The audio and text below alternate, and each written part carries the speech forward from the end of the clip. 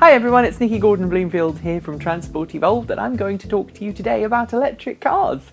There's a novel idea. If you want to hear me talk about electric cars, and you probably want to fast forward about a minute into this video, I'm telling you now because I'm just going to give you a little bit of feedback from the videos from earlier this week. So just stay there. So Monday I did the video that created all of the comments. Over 190 so far and counting. I've read most of them. And I'm going to be creating a new YouTube channel in which I will be able to discuss these things more readily without upsetting those who are on the Transport Evolved channel for electric car stuff. Because I acknowledge that not everybody wants politics. Fine. Not everybody wants to know about my family or my personal life, which is also fine.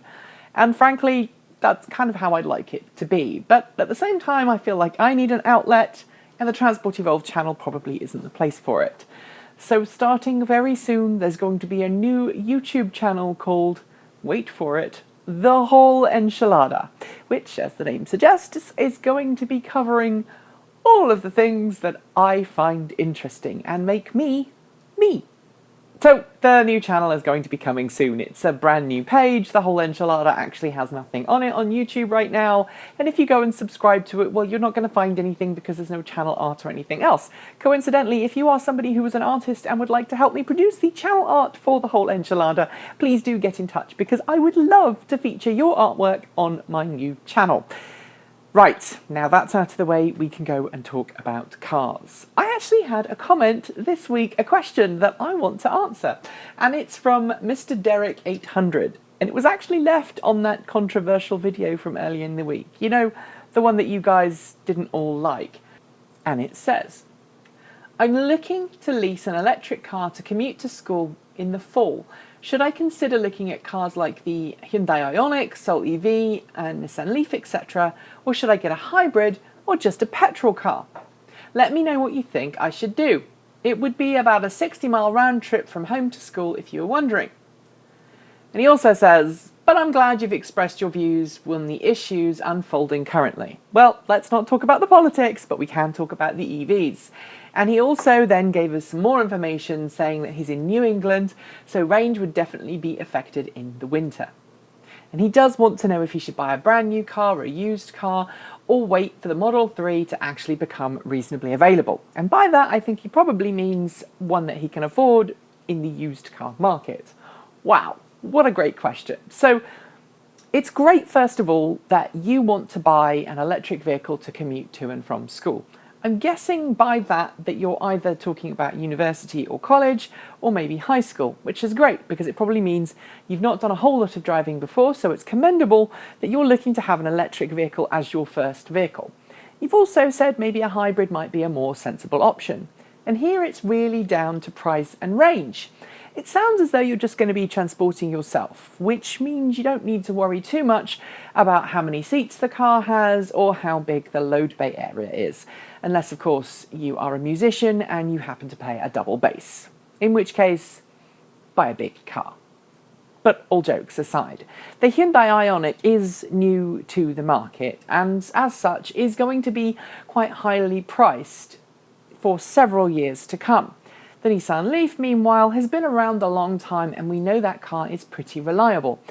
Now, in terms of range, if you're looking at a 60-mile round trip in the summertime, any Nissan Leaf made since 2013 is going to be able to cope with that range, no problem at all. But you're right, in the winter, the 2013, 14, 15 Nissan Leaf may struggle a little bit on range, especially if you add in really low temperatures and you add in any hills.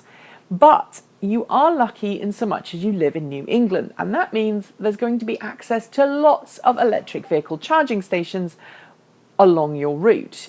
Now, if you have access to 240 volt level 2 charging stations, the chances are you can probably put in enough charge into your car to help you make that return trip home in the winter after just an hour or two of charging.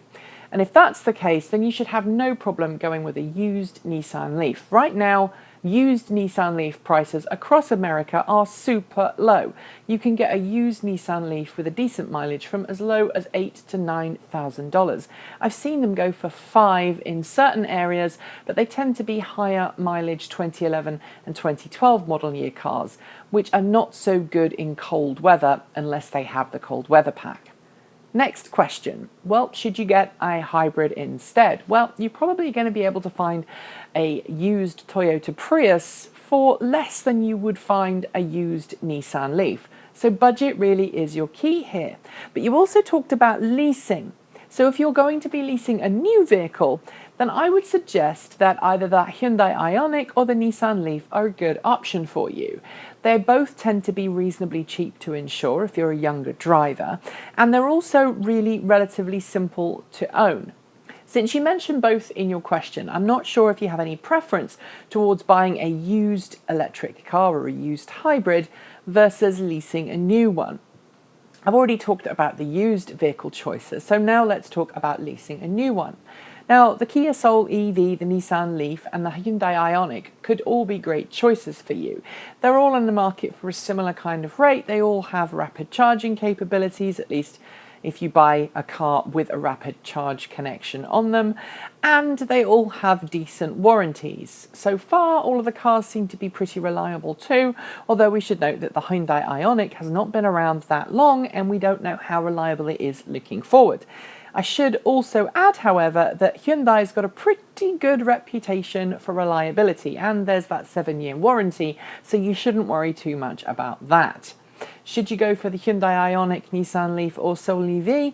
I don't know which one is going to best suit your needs. The Nissan Leaf is certainly more mainstream now, there's more of them on the road, and you're probably likely to get a better lease deal on that than you would, say, a Kia Soul EV or a Hyundai IONIQ. But really shop around, test drive all three and see which car company, which dealership gives you the best lease deals. I should note that when you're picking the lease deals, you should also be aware that extra mileage charges can be pretty high at the end of the lease, even if the regular monthly payment seems reasonably good. Be aware that some car companies do like to tack on those extra mileage charges at stupidly high rates when you return the car. So if you're somebody who knows that you're going to go over your lease mileage agreement, you need to bear that in mind.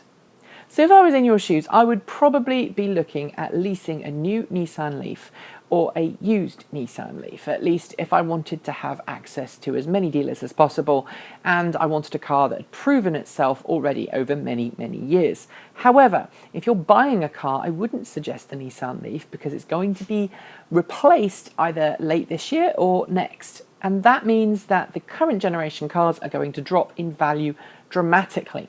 Now, while that should give you access to some pretty amazing 2-year lease deals, it's not great if you want to buy.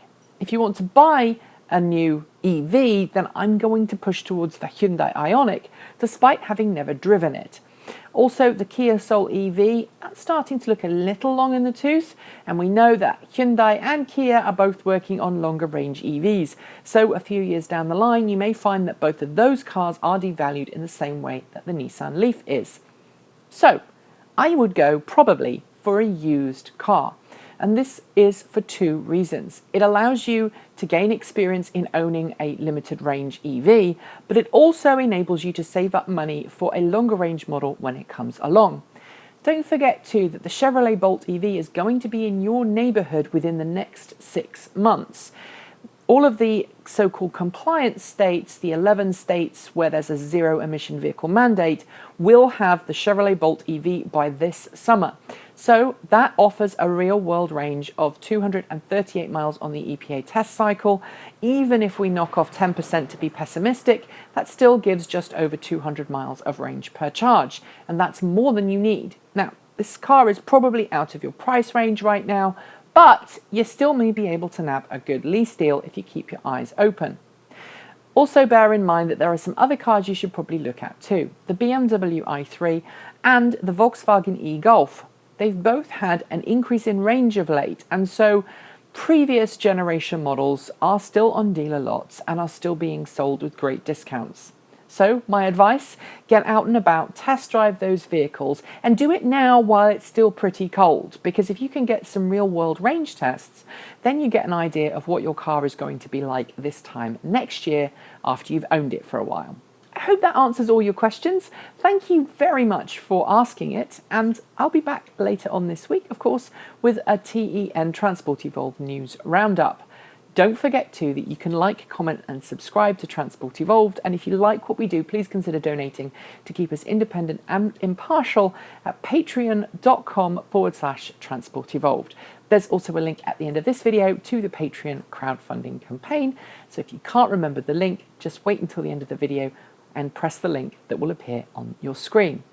And yes, back to those comments. As I said earlier on in the video, I had lots of comments yesterday that were both positive and negative. There's been nearly 200, and I've read through most of them. And as I mentioned, the whole enchilada is going to be a new channel that I'm going to found in the next couple of weeks, devoted to all the other things that make me who I am. Yes, there is also already the Chimichanga the Fox YouTube channel. If you are a fur and you want to see me in that, guys, go there already. It already exists.